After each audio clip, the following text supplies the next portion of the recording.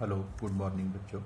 आज हम chemistry online virtual classes में आपके लिए बस केमिस्ट्री पार्ट 1 में unit periodic table and periodicity यानी कि तत्वों के आवर्ती गुण और आप तत्वों का वर्गीकरण, classification of elements and it's periodic properties वाली यूनिट में आपको पिछले टर्न पे मूल आवर्त सारणी, मूल आवर्त नियम, आधुनिक आवर्त सारणी, आधुनिक आवर्त नियम और उसकी विशेषताएं और कमियां बता चुके हैं। आज इस वीडियो में दीर्घाकार प्रवर्धित आवर्त सारणी, long form extended periodic table, long form या एक्सटेंडेड पीरियोडिक टेबल जो इस समय करंट में चल रही है, उस पीरियोडिक टेबल का हम अध्ययन करेंगे। ये जो पीरियोडिक टेबल है, रॉन्ग, बर्नर, बरी आदि वैज्ञानिकों ने बोहर के इलेक्ट्रॉनिक विन्यास को आधार मानकर तत्वों का वर्गीकरण किया और इस आधार पर एक सारणी बनाई जिसे हम दीर्घाकार या प्रवर्धित आवर्त सारणी कहते हैं, या इसे बोर की आवर्त सारणी भी कहते हैं। जो बोर के इलेक्ट्रॉनिक विन्यास यानी कि SPDF में जो हम इलेक्ट्रॉनिक विन्यास लिखते हैं उसके आधार पर ये सारणी बनाई गई है। तो इसमें जो तत्वों का वर्गीकरण है, इसमें तत्वों को परमाणु क्रमांक के बढ़ते हुए क्रम में रखा गया है और इलेक्ट्रॉनिक विन्यास को भी ध्यान में रखा गया है। तो इसमें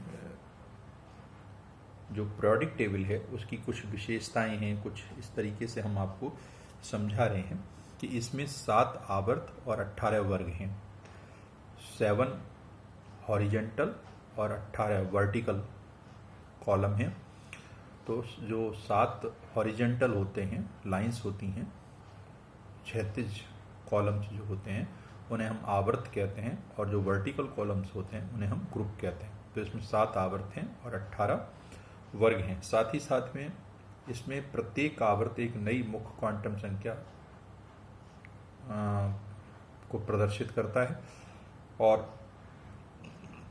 बाह्यतम कोश में मुख्य क्वांटम संख्या और उसका बाह्यतम कोश की संख्या, मतलब जैसे अभी समझाएंगे इसको कि एक आवर्त में जाते हैं तो उसमें एक ही मुख्य क्वांटम संख्या रहती है, लेकिन जैसे ही हम आवर्त चेंज करेंगे तो मुख्य क्वांटम संख्या भी परिवर्तित हो जाएगी। अब वर्गों का विवरण क्या है? दीर्घाकार आवर्त सारणी में 18 वर्ग हैं जिन्हें हम वर्ग समूह या फैमिली कहते हैं। इस सारणी में इनको क्रमशः हम जो 1, 2, 3, 4 से लेकर के 18 तक इनको लिख सकते हैं, या इनको हम first A, second A, third B, fourth B, fifth B, sixth B, seventh B, eighth B, first B, second B, third, seventh, third A, fourth A, fifth A, sixth A, seventh A और शून्य group, यानी कि इनको इसी क्रम में, जिस क्रम में मैंने बोला है, फर्स्ट ए फिर सेकेंड ए, सेकेंड ए के बाद में third B, fourth B, fifth B, sixth B, seventh B, eighth, first B, second B, फिर इसके बाद में third A, fourth A, fifth A, sixth A, seventh A. जो ए वाले ग्रुप हैं वो S और P के हैं, और जो V वाले सब ग्रुप हैं वो D वर्ग में आते हैं, D ब्लॉक में आते हैं। इन सभी पर आगे और समझाएंगे। इन सभी तत्वों के बाह्यतम कोश का इलेक्ट्रॉनिक विन्यास समान होता है। वर्ग फर्स्ट ए व सेकेंड ए के बाह्यतम कोश का इलेक्ट्रॉनिक विन्यास NS1 और NS2 होता है, अर्थात ये S ब्लॉक में आते हैं। ठीक है, फिर अगला है, जबकि third A, fourth A, fifth A, sixth A, seventh A, eighth, seventh A और शून्य समूह, ये बाह्यतम कोश में, सहजी कोश में इनके जो अंतिम इलेक्ट्रॉन है वो P सब सेल में जाता है। देखो NS2 NP1, N उसकी क्वांटम संख्या है यानी कि आवर्त की संख्या है, NS2 NP2, NS2 NP3, NS2 NP4 और NS2 NP5, NS2 NP6, यानी कि कुल 6, क्योंकि P में 6 इलेक्ट्रॉन रहते हैं तो 6 ही ग्रुप हैं। देखो 1, 2, 3, 4, 5 और 1, 6। इस वाले का NS2 NP1, इसका NS2 NP2, इसका NS2 NP3, इसका NS2 NP4, इसका NS2 NP5, इसका NS2 NP6। इलेक्ट्रॉनिक विन्यास होता है और ये पी ब्लॉक में रखे गए हैं, ये एस ब्लॉक में रखे गए हैं, ये पी ब्लॉक में, जैसा मैंने ऊपर समझाया था। अब ये थर्ड बी से लेकर के fourth B, fifth B, sixth B, seventh B और फिर यर्थ में 3 होते हैं, तीनों ही यर्थ कहलाते हैं, ए और बी नहीं होता, और फिर फर्स्ट बी और सेकंड बी। इन तत्वों के बाह्यतम कोश का इलेक्ट्रॉनिक विन्यास NS1 या NS2 और अंदर वाली कोश का इलेक्ट्रॉनिक विन्यास N-1 N-1S2, N-1P6 और N-1 D1 to 10, यानी कि आप शॉर्ट में समझ लें तो NS1 या 2 और N-1 D1 to 10 होता है। इसी प्रकार से इसी के अंतर्गत लैंथेनाइड और एक्टिनाइड्स आते हैं। ये जो डी ब्लॉक के तत्व हैं, क्योंकि इसमें अंतिम इलेक्ट्रॉन D1 से लेकर D10 तक जा रहा है, तो इसमें 10 ग्रुप होंगे, क्योंकि 1 से लेकर के 10 तक, तो इसमें 10 ग्रुप होते हैं। और लैंथेनाइड व एक्टिनाइड का इलेक्ट्रॉनिक विन्यास जो है वो लैंथेनाइड और एक्टिनाइड कहाँ होते हैं? डी में ही होते हैं।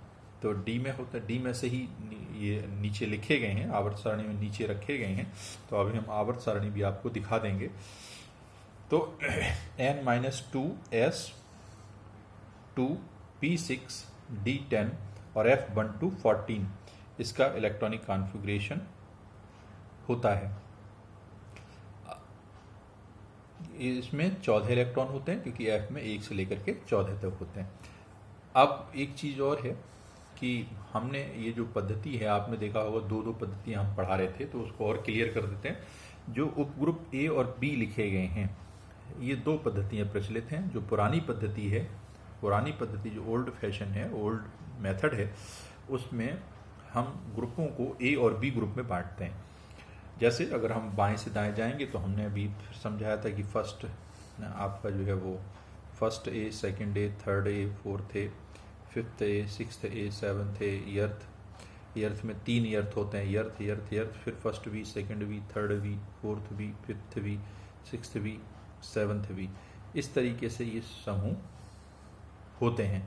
लेकिन द्वितीय पद्धति में क्या होता है कि हमने इनको ए और बी को हटा दिया गया है, और ए बी को हटा करके इनकी जगह पे हमने 1 से लेकर के और 18 ग्रुप तक लिख दिए हैं।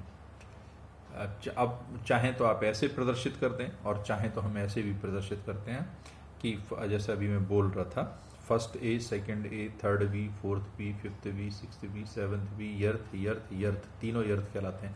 फिर फर्स्ट बी, सेकंड बी, फिर seventh A, third A, fourth A, fifth A, फिर सिक्स्थ ए, सेवन्थ ए, ये फिफ्थ ए है, ये fifth A, sixth A, seventh ए तथा शून्य समूह।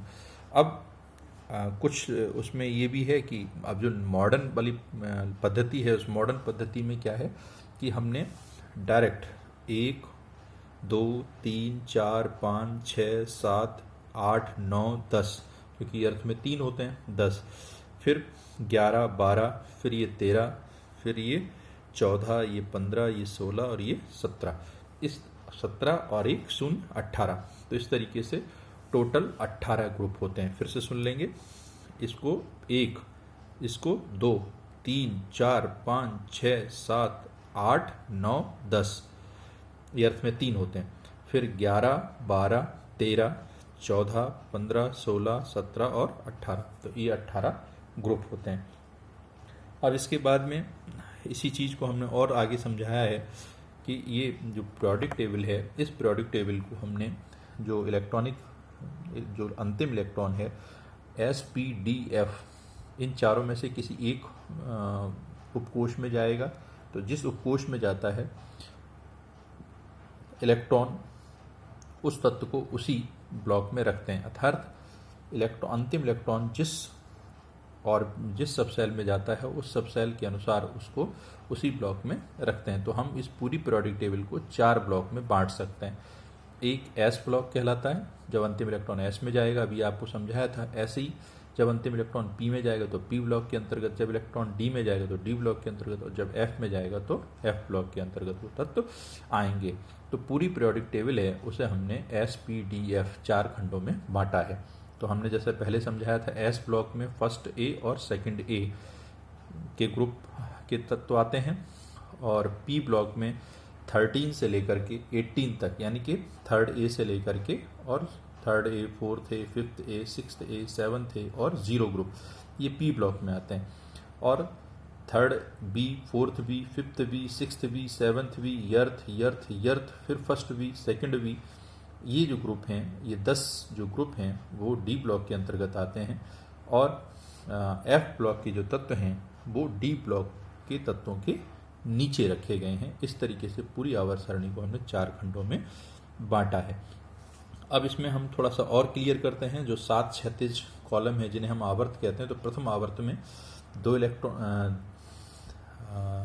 प्रथम जो आवर्त है उसमें केवल 2 तत्व हैं और इसे हम वेरी शॉर्ट पीरियड भी कहते हैं। और क्योंकि एस में केवल 2 ही इलेक्ट्रॉन रहते हैं, 1s एंड 1s2, तो हाइड्रोजन और हीलियम ये 2 ही तत्व प्रथम आवर्त में हैं। प्रथम आवर्त में कौन कौन से तत्व हैं? हाइड्रोजन और हीलियम। इसका इलेक्ट्रॉनिक विन्यास 1s और 1s2 होता है, तो दोनों अंतिम इलेक्ट्रॉन s में जा रहे हैं, इसलिए इनको इसमें s ब्लॉक में रखेंगे। लेकिन जो 1s2 है, हीलियम है, चूँकि ये बहुत कम क्रियाशील होता है तो इसकी जो प्रॉपर्टीज़ हैं वो शून्य समूह से मैच करती हैं, इसलिए हीलियम को शून्य समूह के साथ रखा गया है, जबकि हाइड्रोजन को फर्स्ट ग्रुप में रखा गया है। अब आगे देखेंगे तो हमने इसको बता दिया वेरी शॉर्ट पीरियड। और सेकंड जो आवर्त है उसमें 8 तत्व होते हैं, सेकंड और थर्ड आवर्त में दोनों में 8 तत्व होते हैं और इन्हें हम शॉर्ट पीरियड लघु आवर्त कहते हैं। इसी प्रकार से जो चतुर्थ आवर्त है उसमें हमारे पास चौथे में 18 तत्व होते हैं, पांचवें में भी 18 तत्व होते हैं, छठे में 32 तत्व होते हैं और जो सातवां है उसमें भी 32 तत्व होते हैं, लेकिन जो अभी पीरियोडिक टेबल है उसमें हम कहते हैं इसे अपूर्ण है। ठीक है, अब हमने SPDF में आपको बता ही दिया S block, P block, D block और F ब्लॉक, फिर S ब्लॉक तत्वों की विशेषताएं, और ये आगे हम वीडियो है उसमें आपको बताएंगे।